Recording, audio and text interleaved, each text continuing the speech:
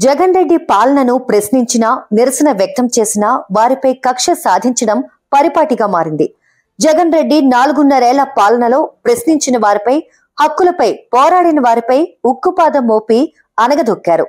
ప్రజలు, విపక్షాలు, ఉద్యోగులు, ఉద్యమకారుల నుంచి గొంతు పెగిలితే నొక్కే ప్రయత్నం చేయడంలో జగన్ విజయం సాధించారు.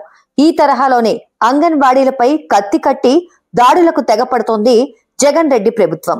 2019 ఎన్నికల హామీని నెరవేర్చాలని డిమాండ్ చేస్తూ అంగన్వాడీలు రోడ్డెక్కారు. రాష్ట్ర వ్యాప్తంగా కేంద్రాలను మూసివేసి నిరసన వ్యక్తం చేస్తున్న అంగన్వాడీలపై బెదిరింపులకు తెగపడుతోంది జగన్ రెడ్డి ప్రభుత్వం. వివిధ సమస్యల పరిష్కారం కోసం డిమాండ్లు నెరవేర్చాలని అంగన్వాడీ కార్యకర్తలు, ఆయాలు చేస్తున్న సమ్మెను నీరుగార్చే దిశగా జగన్ రెడ్డి ప్రభుత్వం అడుగులు వేస్తోంది.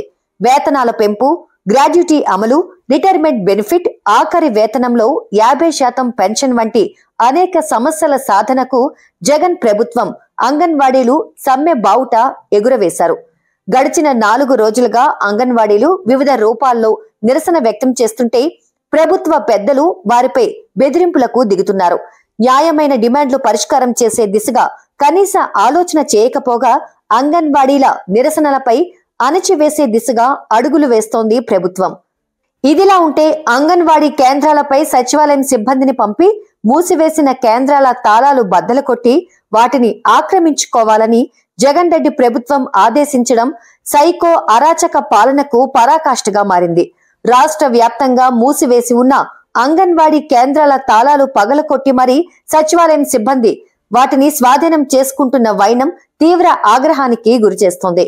సమ్మె డిమాండ్లు నెరవేర్చకపోగా బలవంతంగా అంగన్వాడీ కేంద్రాలను స్వాధీనం చేసుకోవడం ఏమిటని ప్రశ్నిస్తున్నారు. గత ప్రభుత్వాల్లో ఎన్నడూ చూడని నిరంకుశత్వ విధానాలను జగన్ రెడ్డి పాలనలో చూడాల్సి వస్తోందని అంగన్వాడీలు ఆవేదన వ్యక్తం చేస్తున్నారు.